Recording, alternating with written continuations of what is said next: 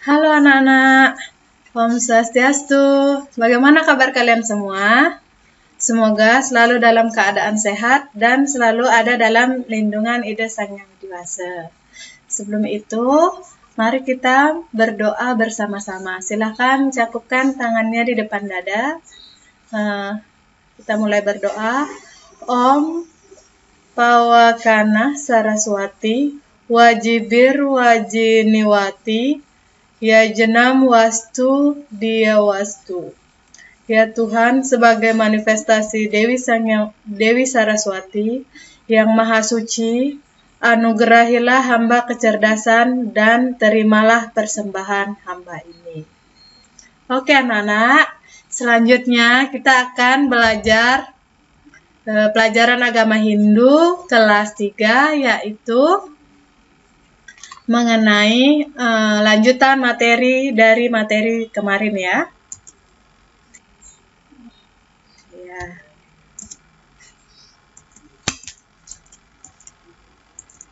Selanjutnya materi kita yaitu usaha-usaha meningkatkan perilaku Tripararta. Kemarin Ibu Guru sudah menjelaskan mengenai materi Tripararta, mengenai pengertian Tripararta dan bagian-bagian Tripararta. Kemudian selanjutnya meningkatkan usaha perilaku Tripararta. Adapun caranya yaitu yang pertama, menjalankan ajaran Tatuam Asi. Anak-anak tahu apa itu Tatuam Asi? Ya, Tatuam Asi adalah ajaran ini dapat mengembangkan perilaku Tatuam Asi. Tatuam Asi mengandung arti ia adalah kamu, yaitu menyayangi orang lain berarti sama dengan menyayangi dirimu sendiri. Jadinya kamu adalah dia, dia adalah kamu. Jadinya menganggap manusia itu sama. Kemudian yang kedua, menjalankan Trihita Karana. Ada yang tahu apa pengertian Trihita Karana? Ayo, ada yang tahu nggak? Iya, Trihita Karana adalah 3 penyebab kebahagiaan, yaitu hubungan harmonis antara manusia dengan Tuhan, hubungan harmonis manusia dengan sesama manusia, dan hubungan manusia dengan lingkungan. Kemudian lanjut yang ketiga, menjalankan Trisandhya. Apakah anak-anak setiap hari sudah melaksanakan ajaran Trisandhya? Sudah sembahyang hari ini? Iya, Ibu Guru harap sudah ya. Kemudian ajaran Trisandhya mengembangkan perilaku bakti kepada Ida Sang Yang Widi. Trisandhya adalah melaksanakan sembahyang 3 kali sehari. Kapan saja? Pagi pada waktu jam 6, siang pada waktu jam 12, dan sore pada waktu jam 6 sore. Ya. Baik, demikian materi pembelajaran 1 ya mengenai Tripararta. Kita lanjut ke materi selanjutnya, yaitu pembelajaran kedua mengenai Daiwi Sampat dan Asuri Sampat dalam kitab Bhagavad Gita. Nah, anak-anak sudah pernah lihat kitab Bhagavad Gita belum? Atau ada yang sudah pernah membacanya? Ya. Kalau coba perhatikan, lihat gambar yang di samping, itu adalah contoh dari buku Bhagavad Gita. Ada beda-beda covernya ya. Jadi, Bhagavad Gita merupakan salah satu kitab suci agama Hindu. Bhagavad Gita digunakan sebagai pedoman dalam kehidupan atau dalam menjalankan kehidupan. Kitab suci Bhagavad Gita juga disebut dengan Pancamaweda. Kenapa? Ada yang tahu? Iya. Kata Pancamaweda berarti Weda kelima. Nah, kita mengenal kitab Caturweda meliputi ada 4 ya. Apa saja? Ada yang tahu? Yang pertama, Rigveda, yang kedua Samaweda, yang ketiga Yajurveda, dan yang keempat Atharvaveda, dan yang terakhir Bhagavad Gita, yaitu Pancamaweda. Weda yang kelima disebut dengan Bhagavad Gita. Kitab suci Bhagavad Gita adalah percakapan antara Sri Krishna dan Arjuna. Pasti anak-anak sudah pernah mendengar atau sudah pernah menonton sebelumnya ya. Sri Krishna memberikan nasihat kepada Arjuna sebelum berperang. Sebelum berperang, Arjuna merasa ragu dan sedih karena harus berperang dengan kakek, guru, dan saudara-saudaranya. Ketika itu, Sri Krishna memberikan nasihat dan ajaran-ajaran tentang kehidupan. Isi kitab suci Bhagavad Gita adalah salah satunya mengajarkan kita tentang perbuatan yang harus dilakukan dan perbuatan yang harus dihindari. Nah, Bu Guru tambahkan, kitab suci Bhagavad Gita juga merupakan nyanyian atau lagu ya dalam bahasa Sanskerta. Kita lanjut. Nah, sekarang keutamaan kita lahir sebagai manusia adalah untuk melakukan karma yang baik. Karma yang baik berguna untuk memperbaiki tingkat kelahiran dan mencapai kebahagiaan yang abadi. Manusia adalah ciptaan Sang Hyang Widi yang paling utama. Manusia, kenapa dikatakan seperti itu? Ya, karena manusia memiliki tri pramana. Apa saja? Ada yang tahu? Ya, yang pertama, sabda atau suara. Yang kedua, bayu atau tenaga. Dan yang terakhir, idep atau pikiran. Di antara makhluk ciptaan Tuhan, hanya manusia yang memiliki tri pramana.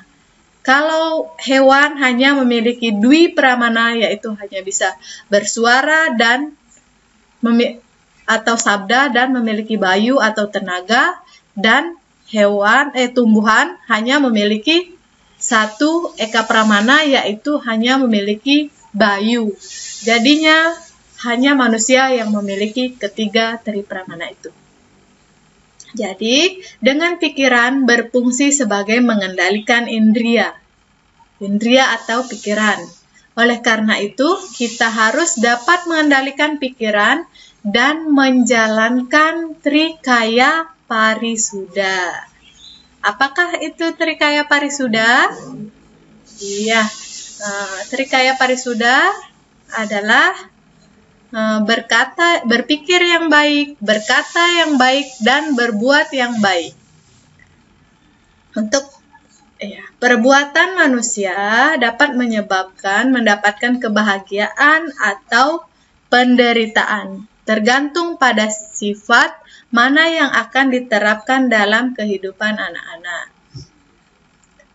Dalam Bhagavad Gita, kecenderungan sifat manusia dibedakan menjadi dua jenis. Yang pertama, kecenderungan sifat dewa atau Daiwi Sampat, dan cenderungan sifat raksasa atau Asuri Sampat.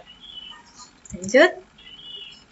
Nah, sifat Daiwi Sampat dan sifat Asuri Sampat. Sebelum ke sifatnya, Bu Guru menjelaskan dulu pengertian atau artinya. Yang pertama, Daiwi Sampat. Daiwi artinya dewa. Dewa adalah sinar suci Sang Hyang Widi. Dewa memiliki sifat yang salah satunya baik, welas asih, dan suka memberi. Dewa merupakan sinar suci Sang Hyang Widi yang bertugas menjaga dan melindungi alam semesta. Jadi, siapa yang mau sifatnya seperti dewa? Iya, semua mau ya. Makanya anak-anak harus selalu berbuat yang baik. Sifat-sifat Daiwi Sampat atau sifat kedewataan, yaitu yang pertama, cekatan, suka memaafkan, teguh meyakini Sang Hyang Widi, berbudi luhur, tidak iri hati, dan tidak angkuh. Iya. Lanjut kita ke sifat Asuri Sampat. Asuri Sampat sama dengan Asura, yang berarti raksasa. Semua sifat yang tidak baik dimiliki oleh Asura atau raksasa, sehingga disebut dengan Asuri Sampat dan harus anak-anak hindari. Jadi, siapa yang mau seperti Asuri Sampat? Tidak ada yang mau ya, makanya harus selalu melakukan sifat-sifat Daiwi Sampat. Ya, kita lanjut. Sifat-sifat Asuri Sampat yaitu suka berpura-pura. Siapa yang suka berpura-pura itu termasuk sifat Asuri Sampat. Kemudian yang kedua, angkuh atau sombong. Yang ketiga, membanggakan diri. Yang keempat, pemarah, pendengki dan pendendam. Yang kelima, kasar dan keras.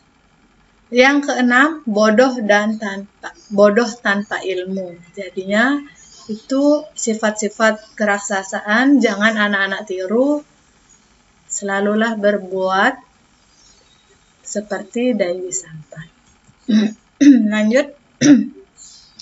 Nah, wujud sifat Daiwi Sampat dalam kehidupan sehari-hari antara lain. Nah, ini contoh dari sifat Asuri Sampat dalam kehidupan sehari-hari. Yang pertama, 1, rajin membantu orang tua. Siapa yang sering membantu orang tua itu termasuk Daiwi Sampat. Yang kedua, hormat dan patuh kepada orang tua. Yang ketiga, hormat dan sayang kepada guru.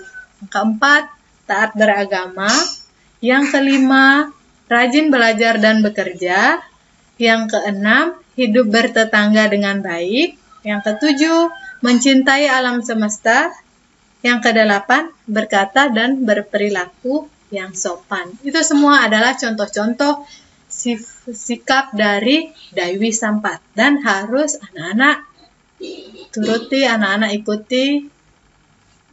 Kemudian yang kedua, wujud atau contoh-contoh sifat Asuri Sampat dalam kehidupan sehari-hari. Antara lain, yaitu 1, tidak berbakti kepada catur guru. Tahu apa itu catur guru? Apa saja? 1, Sang Hyang Widi. 2, orang tua. 3, guru di sekolah. Dan 4, pemerintah.